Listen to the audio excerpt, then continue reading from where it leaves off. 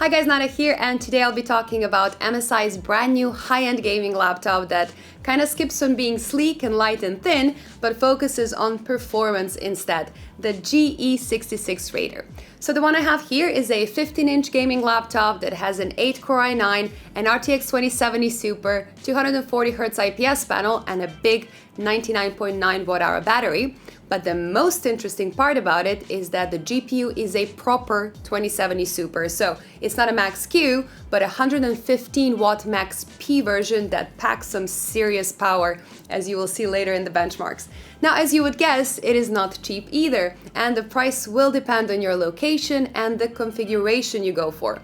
So you can pick between an 8-core i7 or an i9, different RTX cards going up to a 2080 Super Max Q, and pick between a 240 or a 300Hz IPS display, amount of storage and memory, and so on. But expect to pay around 2,000 euros or dollars for the most basic version and then go up from there. So on paper, this laptop looks pretty damn impressive, but it's not perfect either. And there are definitely some things that you really need to know and really need to consider before deciding to get one for yourself. So let's begin. This video is brought to you by iFixit and their ProTech Toolkit. The ProTech Toolkit has all the tools and accessories you need to repair your hardware, whether it's a PC, phone, tablet, console, and so on. It is made of great quality materials, and iFixit backs that claim up with a lifetime warranty. Get yours using the links in the description below. As always, let's start with the design, and the GE66 Raider really doesn't shy away from showing off it's a gaming laptop. It has those little aggressive details, the little behind sticking out in the back, and those sports car shaped vents that we've seen on some other MSI laptops before. It reminds me a bit of the GT76 Titan, but then a bit smaller and way more balanced. Now, while 2.4 kilos and less than 24 millimeters in thickness don't make this an ultra portable laptop, it is still pretty easy to drag around. However, the 280 watt charger it comes with changes that a bit because it's actually really clunky, and I'm kind of sure they could have made a charger that is just as powerful but smaller than this one. Now, personally, I'm a fan of those sleeker looking laptops like the GS66 that you can game on, but also get away with calling it an office laptop as well. And with the GE66, I'm not sure you can actually pull that off. Having said that, if you actually love and want a lot of RGB on your laptop, I think the implementation on this one is really well done. The light bar on the front is not something I haven't seen before, but MSI's implementation with the diffuser does give it a really nice and soft effect compared to most other laptops out there. Now, the keyboard RGB with matching soft colors works really well as well, and of course you can configure both using the included SteelSeries software. Now, build quality is nothing special. It is quite sturdy with very little flex in most places, but it's pretty much plastic all over, and it's hard to get really excited about it. It is fine for normal use, but it's definitely not a laptop that you want to carelessly throw around. Now, in terms of connections, you get quite a lot actually, and I really like the fact that some of them, including the charger and your network connection, are actually on the back of the laptop, staying out of your way while gaming. There's also an HDMI and a DisplayPort header on the left, as well as a USB Type-A and a USB Type-C and a headphone jack. And if you need even more USB connections, you get another 2 Type-A ports on the right, as well as a full-size SD card reader. As with most MSI laptops lately, the keyboard is done really well. It doesn't just look good, but it works well too. Now, there's a decent amount of travel, it has a good tactile feel, and it's not too light either. I think a good keyboard is really important for your overall experience, so MSI definitely scores some serious points here. And same goes for the touchpad too. Unfortunately, it's not the wider model that we've seen on the GS66, and it's not the most amazing thing ever. I mean, it's a touchpad after all, but the surface is pretty smooth, it feels accurate, and it's just pleasant to work on overall. Now, for your CPU, MSI gives you 2 different choices. You can choose between an 8-core Intel Core i7 or an 8-core i9. The i9 I have here performs pretty much as expected. Single core performance is great, actually, being outdone only by MSI's GT76, which uses a desktop Core i9 9900K. And multi-core performance is good as well, but it does really hurt to see that cheaper AMD Ryzen alternatives outperform it in every multi-core application. But then again, with no AMD laptops competing in this high-end segment, Intel has very little to worry about for now, or at least until we see proper high-end AMD laptops next year. Now, if you're wondering about the i7, I cannot really tell you what the actual difference will be, but since it's also a fast 8-core CPU, I would say that unless you really care about every little bit of CPU performance, that i7 would probably be the most reasonable option to get. Now let's talk about your GPU choices. Now the cheapest model will have an Nvidia GeForce RTX 2070, or if you want to spend a little bit more, you will get what I have here, an RTX 2070 Super. And here it gets interesting because the next upgrade gets you the RTX 2080 Super. That's actually a lower power Max-Q version. And the confusing part for me is, why would you limit your top spec RTX 2080 Super to a 90-watt Max-Q version, while this RTX 2070 Super I have here is actually a 115-watt Max-P version? Now you can see that in the specs of the charger too, where the highest end model gets a 230-watt charger, and this middle option gets the stronger 280-watt charger. Now you kind of expect a laptop to have a limited thermal capacity and the manufacturer slowly pushing the limits as you go up in specs, but here instead it just looks like the peak performance is being reached in the middle model somehow. Now it is possible that MSI just isn't getting the non-Max-Q 2080 Super parts from Nvidia, or there might be some other reason that I'm not aware of and don't know about, but that does mean one very important thing. If you want the GE66 with the best gaming performance, you probably want this RTX 2070 Super model. Now, I'm not sure if it's a 90 or an 80 watt RTX 2080 Super Max-Q either. MSI said it's an 80 watt one, while I've seen in a Harbor Unboxed GPU comparison that their model had a 90 watt 2080 Super. It's actually a very interesting video, so if you want to check it out, I'll leave a link in the description down below. Now, I don't have a 90 watt one in my graphs, but I did have an 80 watt 2080 Super in the GS66. And as you can see in some of the game benchmarks, this GE66 is showing considerably better FPS consistently. In fact, it even goes head-to-head with the 200 watt RTX 2080 chips in the ROG mothership and the GT76 Titan, winning some titles and losing others. Now, those laptops did cost more than double if you bought them a year ago, so these results are actually a huge compliment in my opinion, because that makes this one of the fastest gaming laptops on the market currently, but it also makes the top spec 2080 Super Max-Q version pretty much obsolete. So I do hope that people do their research and check the specs and benchmarks and not just fall for the higher number and higher price, therefore it's better logic. Now, the GE66 does offer switchable graphics too, but it actually doesn't have advanced Optimus, so there is no G-Sync at all. I do have to point out that the option to switch the graphics in the MSI software doesn't always work every time. It is supposed to change on reboot, but there has been a few occasions where I had to reboot it more than once, and then it would just kind of lock the brightness of the laptop and I couldn't adjust it anymore until I do another reboot. And that is something that shouldn't happen in a laptop of this class.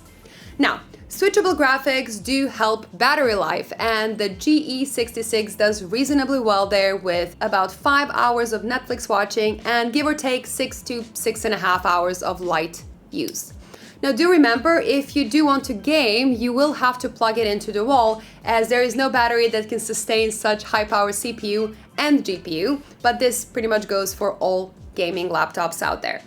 When it comes to the display, MSI mentions 4 options on their product page: a 144 Hz, 240 Hz or 300 Hz Full HD IPS display, or a 4K 60 Hz IPS display. But it looks like that in most regions you will only be able to get a 300 Hz or the 240 Hz option that I have right here. Now, I've seen these panels before and they're both really really nice. They're fast, they feel responsive, and they just offer an overall nice image quality.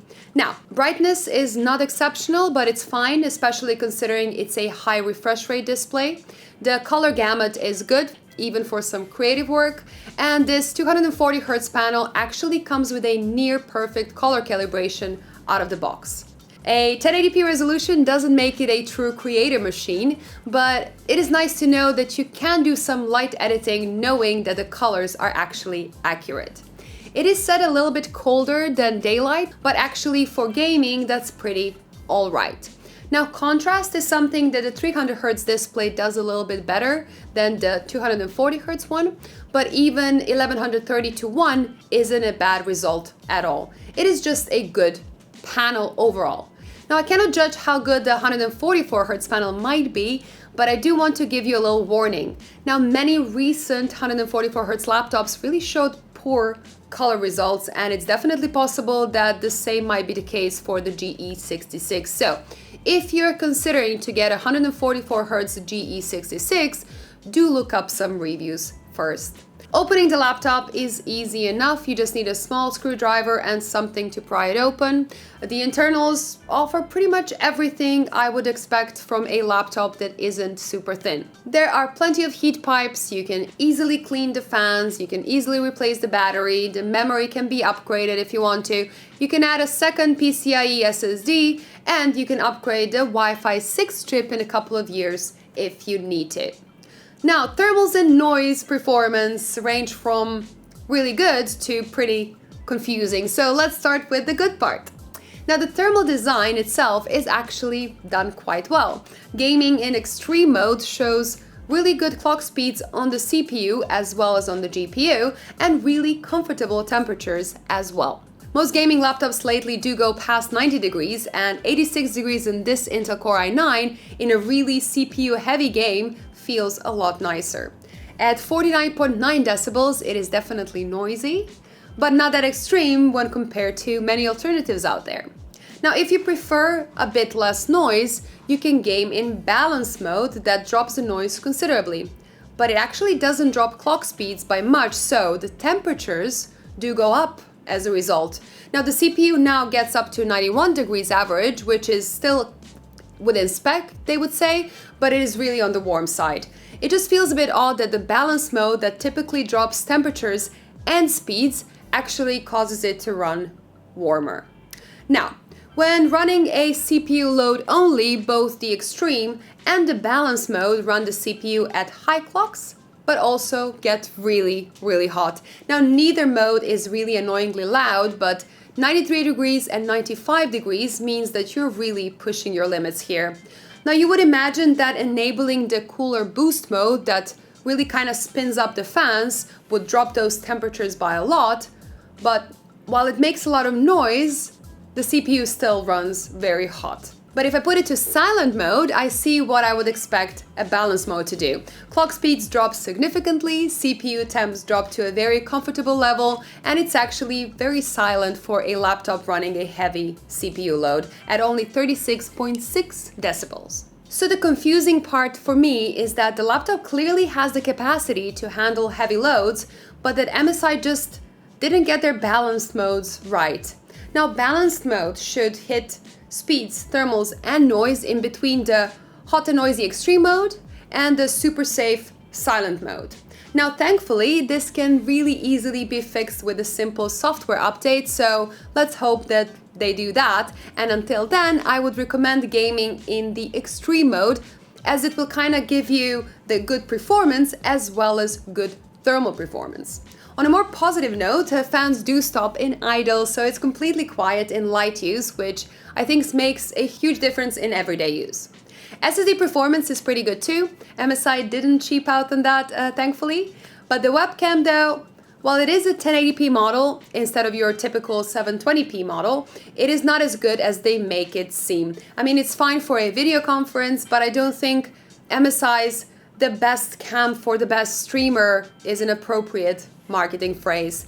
There's also no IR camera like on the GS66, so you don't have the face unlock feature.